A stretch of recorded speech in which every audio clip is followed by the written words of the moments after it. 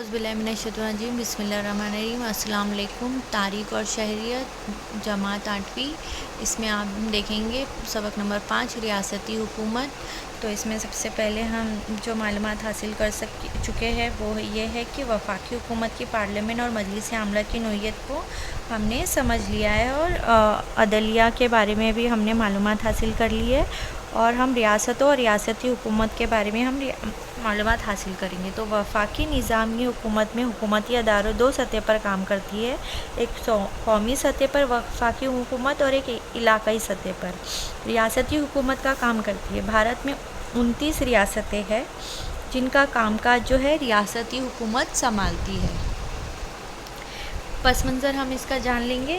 بھارت جغرافیائی اعتبار سے ایک بڑا ملک ہے اور یہ کثیر آبادی والا ملک ہے۔ بھارت میں زبان، مذہب، رسم و رواج اور علاقوں کے لحاظ سے رنگا رنگی پائی جاتی ہے۔ اس کے لحاظ سے ایک ہی مرکزی مقام سے حکومتی کام کاج چلانا سہولت بخش نہیں ہو سکتا۔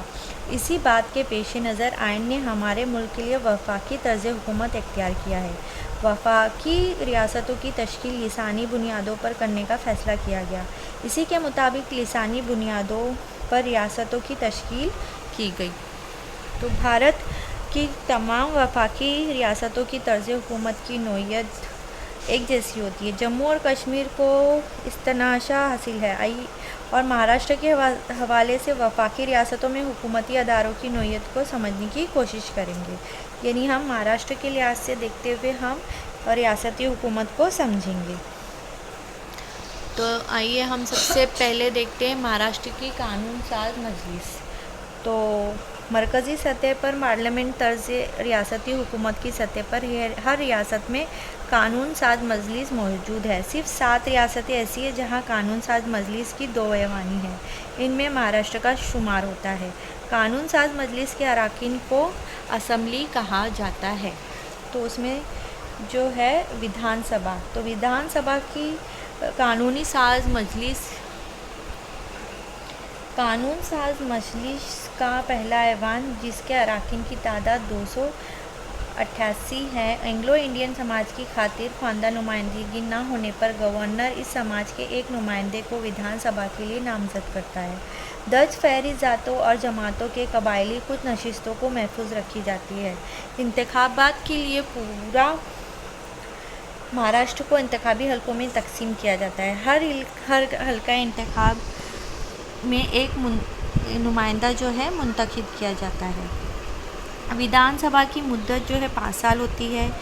استثنائی حالت میں ودھان سبھا کے انتخابات کی مدت قبل سے بھی ہو سکتی ہے۔ مہاراشٹر میں مقیم 25 سال کا عمر کا کوئی بھی بھارتی شہری ودھان سبھا کے لیے انتخابات میں بحیثیت امیدوار کھڑا ہو سکتا ہے۔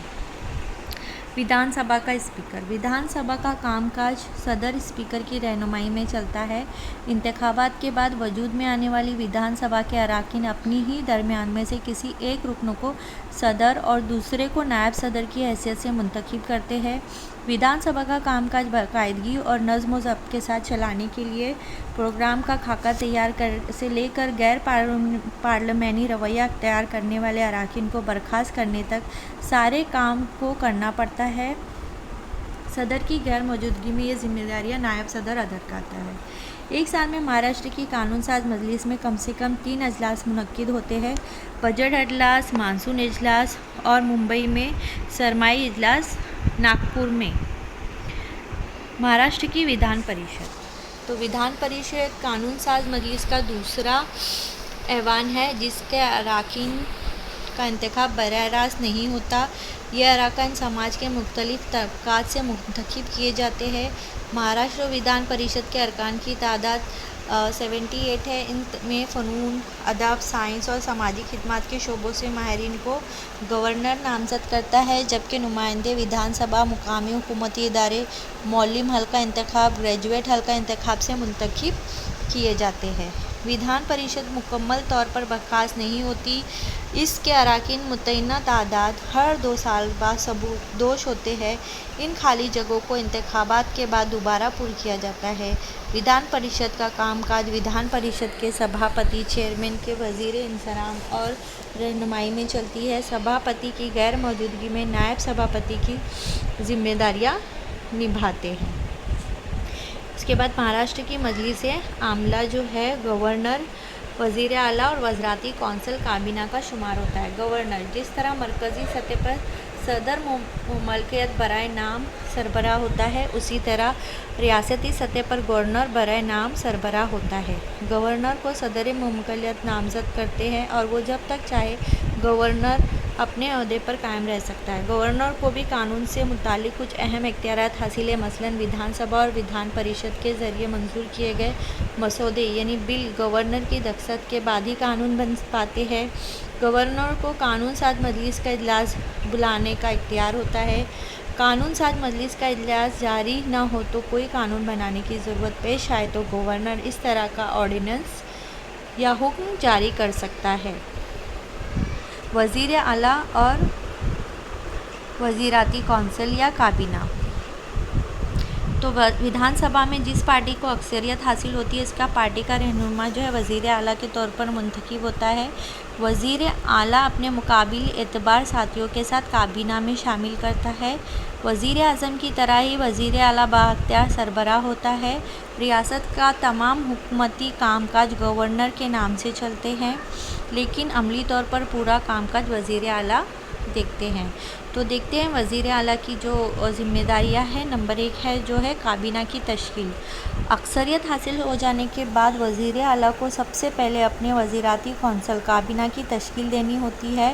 اس کام کو انجام دینا ایک چیلنج ہوتا ہے، کیونکہ کابینہ کی تشکیل میں زیادہ سے زیادہ نمائندگی کے لیے علاقوں، مختلف طبقات، درج فہرست ذاتوں اور قبائل اور دیگر پسماندہ طبقات، خواتین اور اقلیتوں کو شامل کرنا ہوتا ہے۔ واضح اکثریت نہ ہونے کی صورت میں چند پارٹیاں آپس میں مل کر حکومتیں تشکیل دیتی ہیں۔ اس صورت میں تمام شریک پارٹیوں کو کابینہ میں جگہ دینے کا کام مشکل بھی وزیر اعلیٰ کی ذمہ داری ہوتی ہے۔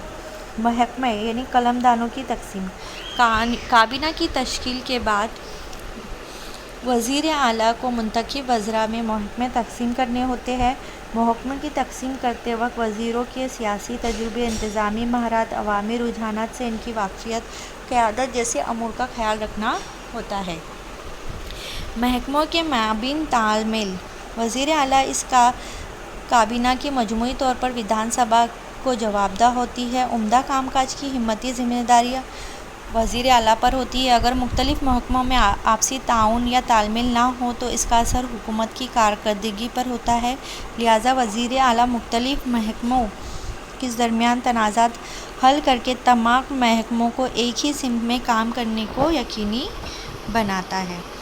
ریاست کی قیادت۔ جس طرح وزیر اعظم ملک کی قیادت کرتا ہے، اسی طرح وزیر اعظم جو ہے ریاست کی قیادت کرتا ہے۔ اپنی ریاست میں عوام کے مفاد، ان کے مسائل، مشکلات پیش نظر وزیر اعلیٰ اپنی حکومت کی پالیسیاں تیار کرتا ہے۔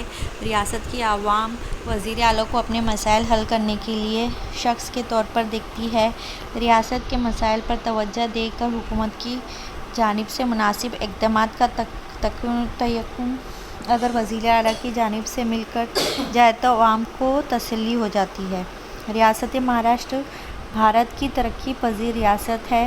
تعلیم، صنعتوں، خدماتی شعبوں، طبی خدمات اور سماجی تحفظ وغیرہ کے معاملات میں یہ ریاست سر فہرست ہے۔ دہشت گردانہ کارروائی اور نکسل وادی کی تحریک ہماری ریاست کو درپیش دو بڑے چیلنج ہیں۔